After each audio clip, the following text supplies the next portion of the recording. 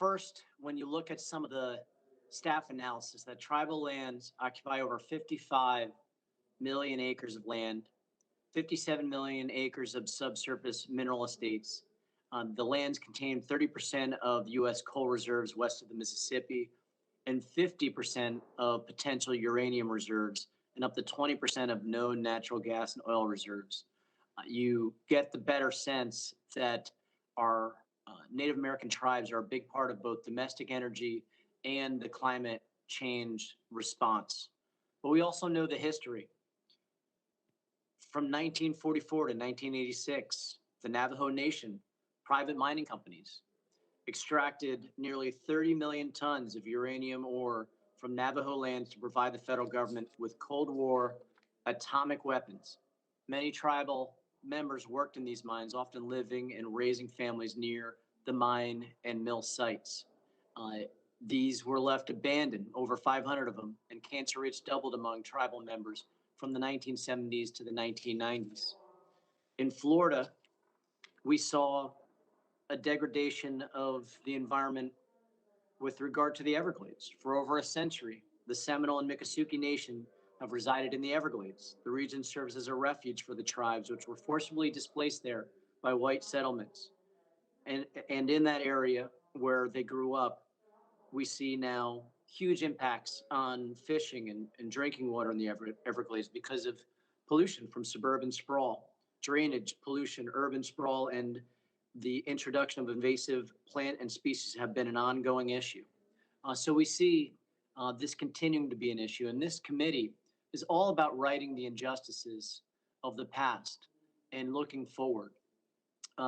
To the Honorable Ira Taken Alive, Vice Chairman of Standing Rock Sioux Tribe, another theme we're focusing on today is the connection between Indigenous traditional knowledge and environmental preservation. If you're able to share, in what ways has the Standing Rock Sioux community utilized traditional teachings to care for and sustain the local environment, and what can the federal government do to help Standing Rock Sioux Tribe continue these practices? Thank you for your question, Congressman Soto. The Standing Rock Sioux Tribe has always relied on our cultural teachings as well as our spiritual beliefs to guide our policy.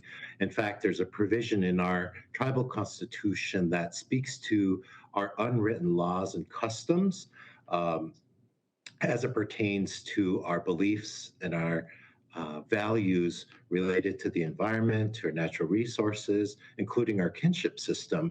So we certainly depend on our culture to guide us, even in our policies and our laws, our tribal laws now. And we certainly use our cultural knowledge and our cultural expertise to hopefully help shape and influence federal policy.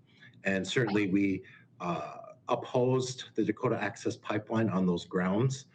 We also opposed the Dakota Access Pipeline based on our treaty rights. And so the federal courts, as part of our litigation, recognized that. And through the course of the litigation, we saw a remand and, of course, an invalidation of the easement permits for the Dakota Access Pipeline to cross the Missouri River.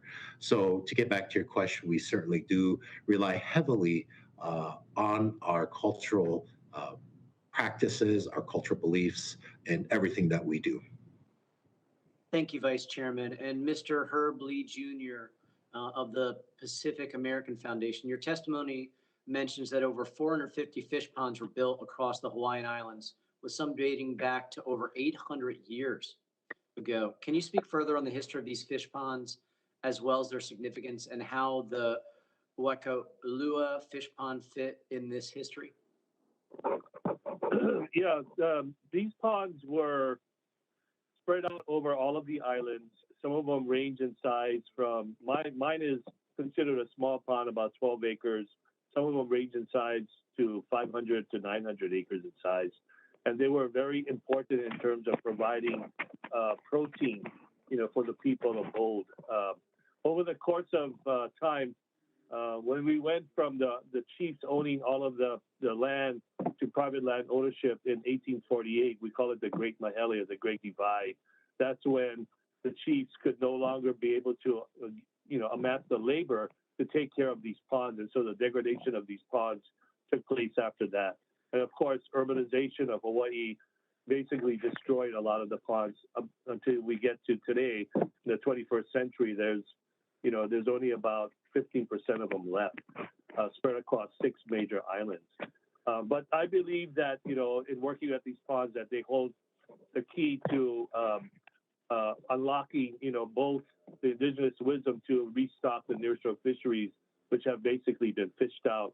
And with the threat now of global climate change, sea level rise that we experience now every year, invasive species, things like that, and as a result, the decimation of a lot of our native species, it's been a big challenge. And I feel that Waikolo Local, our fish pond, kind of holds the key to helping restore some of that knowledge so that we can use that knowledge to be able to propagate and restore some of these fisheries again. Thanks. My time is expired.